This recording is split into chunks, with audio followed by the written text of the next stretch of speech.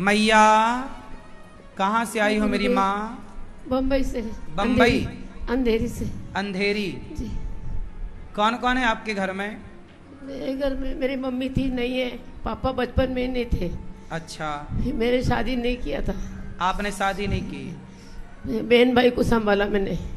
भाई बहन को आपने संभाला? तो भाई बहन को आपने संभाला, तो जब आप संभालने के लायक थी तो आपने संभाला, अब वो आपको नहीं संभाल रहे? नहीं संभाल रहे, बोलते नहीं संभाल की भाभी अच्छी नहीं है। मेरे को धक्का मार दिया, बोलती है जाओ यहाँ से, कभी आना मत। भाभी ने धक्का मार दिया? कभी आना मत बोलती है। भाभी बहुत गलत किया मेरे साथ। तो आपने विवाह क्यों नहीं किया? नहीं किया, मेरे मर्जी नहीं थी, मेरे मम्मी को मदद करने का मन था। ये भाई बहन छोटे छोटे थे। अच्छा, भाई बहन को पालने पोसने में आपने पूरा समय लगा दिया, एक किया। माँ की तरह। देखो, एक बहन ने अपना सुख त्याग दिया कि मैं विवाह नहीं करूंगी, लेकिन मैं अपने भाई बहन को पाल पोस करके उन्हें काबिल बनाऊंगी। जिम्मेदारी जब आती है तो ऐसी होता है। तो उस भाई और उस बहन, तो आपको भाभी ने सताया? हाँ, भाभी ने सताया, बहुत सताया, लेकिन मैं कभी बोला नहीं, कुछ नहीं बोला उसको, क्योंकि मैं ही लेके आई थी अपनी पसंद की। अच्छा। मैं इसको कभी, उसको माँ बाप नहीं है, फिर भी मैं इसको बहुत प्यार करती थी, लेकिन उसने ये सलाह दिया मेरे को। अच्छा, आप अपने भाई के लिए आप ही पसंद करके लाई थी भाई के? तो भाई ने रोका नहीं अपनी पत्नी को कि तुम उसका कुछ चलती नहीं है घर पे, वो सीधा है, बहुत रिक्शा चलाता था, वो सीधा है, उसका नहीं चलता है कुछ, घर में किसी का नहीं चलता है। तो भाभी ने आपको कभी आना मत बोलती है, इधर खबरदार इधर आएगी तो ऐसे बोलती है। लास्ट में भाभी बोलती खबरदार यहाँ मत आना। लड़ाई झगड़ा नहीं चाहिए करके मैं चुप करके निकली, नहीं तो मैं भी कुछ भी कर सकती थी, लेकिन मैंने नहीं किया। मैंने कहा जाने दो, मैं कुछ भी, मेरा जीवन कैसे भी चला, लेकिन मैं चुप करके निकल गई। सर गुरुदेव, मैं अब मत रो मेरी माँ, अब आपका ये बेटा है, ये दास अनिरुद्ध। कोटि कोटि प्रणाम गुरुजी। आप हमारी माँ हैं और आप यहाँ सुख पूर्वक रहिए। आपकी भाभी भाई ने भले आपका साथ नहीं दिया, पर ये दास अनिरुद्ध वादा करता है कि सदा आपका बेटा बनकर आपका साथ देंगे। कोटि कोटि प्रणाम गुरुजी। आपको भगवान सारा सुख दें। और ये कौन है आपके साथ? मेरी बहन है। ये आपकी बहन, बात कराइए। मैं छोटी बहन हूँ, मेरा भी शादी उन्होंने किया है।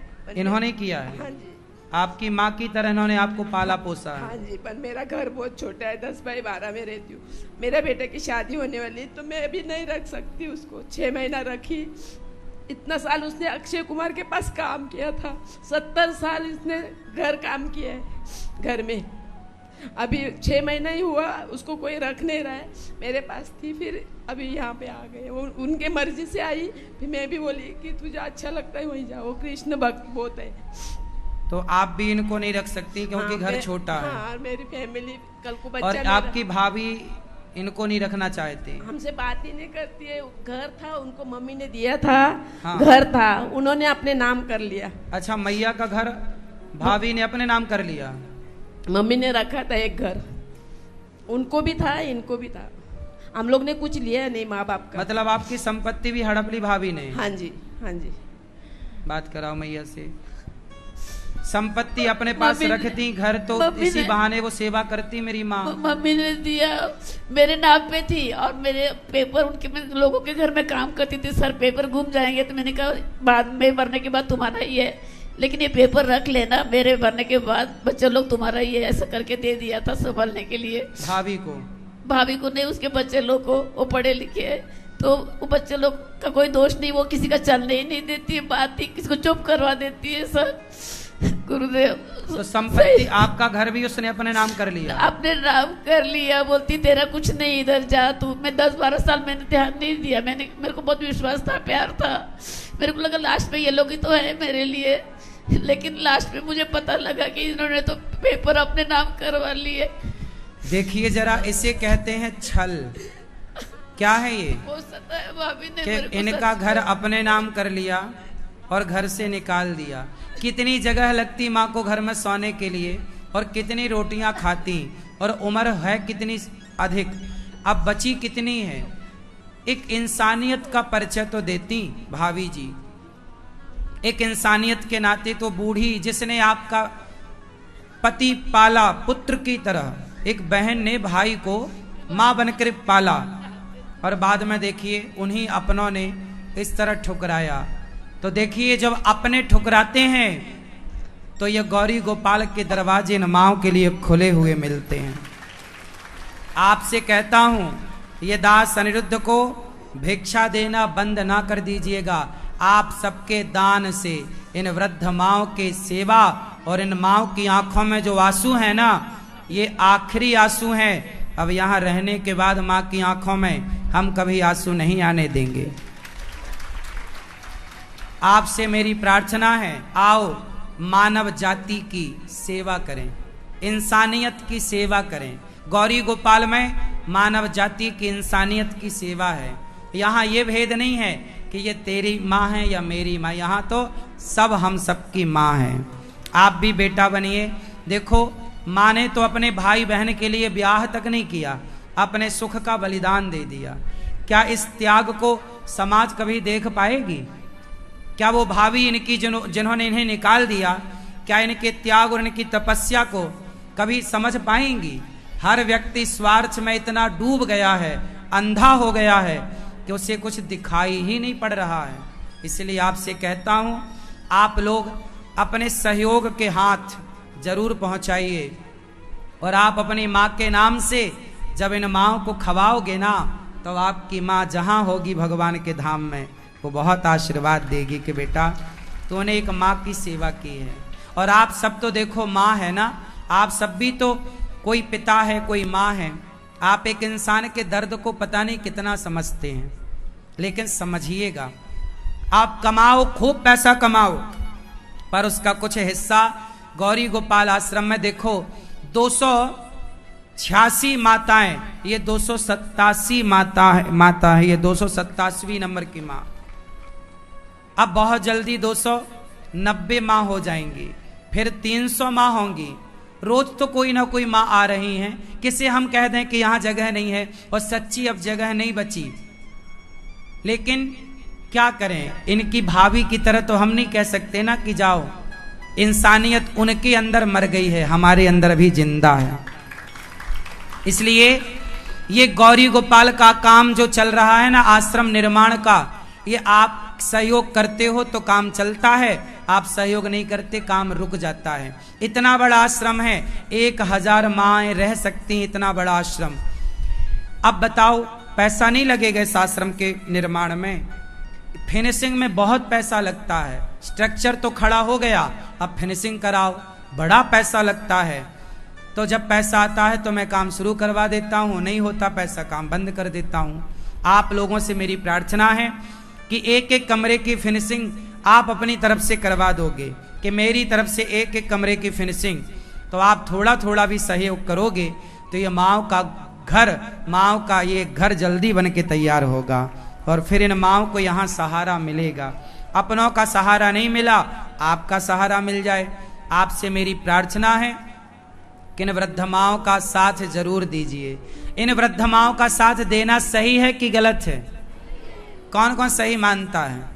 तो आप जरूर साथ दीजिए। मैया आपको यहाँ अब मत रो मेरी माँ, अब ये दास सब आपका बेटा है। अब ये मत कहना कि आपका बेटा नहीं है, आपका बेटा है। मेरा कृष्णा बेटा है, आप मेरे बेटे हैं। अब मत रो, सबसे बड़ा कोई नहीं है। ये देखिए, ये जो दर्द है ना, आप फील नहीं कर पाएंगे कभी। जिस माँ ने सबको पाल पोस, सोचिए आज जो घर, आपके घर पे कोई कब्जा कर ले और आपको उस घर से निकाल दे, आप फील करिए कि वो दर्द कितना होगा। वो दर्द ये माँ के भीतर है ये दर्द। पता नहीं लोग क्यों नहीं समझते पीड़ा दूसरों की, क्यों अपने स्वार्थ में इतने अंधे हो जाते हैं कि दूसरों के आंसू समझ नहीं पाते। मैंने पुस्तकें कम पढ़ी हैं भैया, मैंने आंसुओं को भी पढ़ना सीखा है कि आपके आंसू क्या कहते हैं। मैया आपको यहाँ रहने के तो हमने कोई पैसे नहीं लिए, नहीं। अब आप यहीं रहना। कोटि कोटि प्रणाम गुरुजी, कोटि कोटि प्रणाम। आप गौरी गोपाल के बारे में पहले सुनते थे? यूट्यूब में देखती हूँ मैं, हमेशा बहुत साल से देख रही हूँ मैं आपको। अच्छा, बहुत साल से आपका कथा सुनती हूँ मैं। तो आपके भतीजे भी हैं? है। कितना बड़ा भतीजा है? एक तो गवर्नमेंट सर्विस में लग गया है, बच्चे लोग का कुछ कसूर नहीं, उनका चलने नहीं देती है, उनको हाथ उठा के पीछे कर देती है। नहीं, भले नहीं चलने देती, पर वो गवर्नमेंट सर्विस में लग कितना बड़ा है? गवर्नमेंट सर्विस में लग गया। आपका भतीजा मेरे बराबर होगा? हाँ, होगा। मेरे बराबर होगा अभी तो फिर होगा बड़ा वाला। यदि बड़ा वाला भतीजा मेरे बराबर है तो माँ नहीं करने देती, पर भतीजा भी तो मेरे बराबर है ही। वो अपने पैसे से, अपनी कमाई से भी तो एक माँ की सेवा कर सकता था। सब करना चाहो तो देखो सब हो जाएगा, और ना करना चाहो तो फिर तो बहाने बहुत। खर्च के लिए देना चाहता है 5,000 रुपया, बोलते हैं देगा, बोलते हैं खर्चने के लिए, पर रहने को जगह भी नहीं है ना मेरे पास। कोई बात नहीं, अब आपको यहाँ जगह भी है, खाने को भी है, आपको केवल अब भगवान को याद करना और किसी को नहीं। ये सारे जितने बैठे हैं ना, यही आपके बेटा बेटी हैं सब। अब हम सब आपके सब कुछ हैं, पूरा परिवार हम आपके बनकर आपकी सेवा करेंगे। तो आप बनोगे ना माँ के बेटा, बनोगे ना माँ की बेटियां, बनोगे ना माँ के अपने। और आओ करते हैं सेवा इन मानव जाति की, सेवा करते हैं इंसानियत की। आओ आप देख लेना गौरी गोपाल में जाकर 285 माएँ, 86 87 माएँ किस तरह यहाँ सुख पूर्वक रह रही हैं। आप में से कितने लोगों ने देखा है? आप भी देखो। यदि मेरी बात पर विश्वास ना हो तो आकर देखो यहाँ की सेवाएं, फिर विश्वास करना। और आप सहयोग जिस लायक हैं, आश्रम का निर्माण एक ईंट देने लायक हो तो देना, एक कमरे की छत डलवाने के लायक हो, एक कमरा बनवा के आप दे सकते हैं। जो एक माँ को आप गोद ले सकते हैं कि ये माँ आई, मैं इस माँ को गोद लूंगा, मेरी तरफ से माँ को भोजन मिले, मैं एक माँ को गोद लूंगी या लूंगा, जो आप चाहे। आओ आप में से कुछ दानवीर महापुरुषों ने नाम पहुंचाए हैं, नाम सुनते हैं दानियों के, और भगवान से प्रार्थना करें कि प्रभु आपके सहयोग ने इन माँओं के आंसू पहुँचे हैं। आपके थोड़े थोड़े सहयोग के हाथ जब बढ़ते हैं तो इन माँओं के आंसू पहुँचे जाते हैं। भगवान से प्रार्थना है कि आपकी आंखों में कभी आंसू ना आए, क्योंकि आपने इन माँओं के आंसू पहुँचे हैं।